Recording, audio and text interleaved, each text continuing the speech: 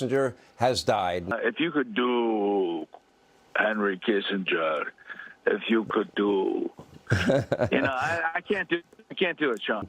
He was just a giant of a man, heart of gold, brilliant mind to the very end. He had a share of enemies and detractors for a lot of reasons, most of it having to do with Vietnam. Liberals called him a war criminal, claiming he had coddled right-wing dictators and was culpable in the assassination of 2 Chilean officials, charges Kissinger denied. Henry Kissinger for war crimes!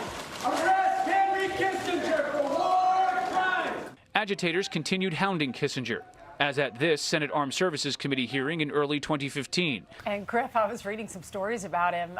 He was called the West Wing playboy. Before his second marriage, he dated actress Jill St. John, Shirley MacLaine. He dated Marlo Thomas and Candace Bergen and Liv Ullmann. And then Nixon set him up with Zsa Zsa Gabor at a state dinner. And he drove her home in Nixon's car, in his sedan. And he said, "Can I come in for a drink?" And she said, "Sure." And he went in for a kiss. And that's when his beeper went off. He really was, though, this playboy. He liked that image of being a playboy. I met him on a couple of occasions. He had no idea who I was, but he was a fan, and he watched a lot of Fox News. And at the time that I was a correspondent for Greta Van Susteren, I'll never forget, he came up to me at a military service gala and said, "How's Greta?" That's all he asked me. Greta and the Gabors. Oh, my goodness. Yeah.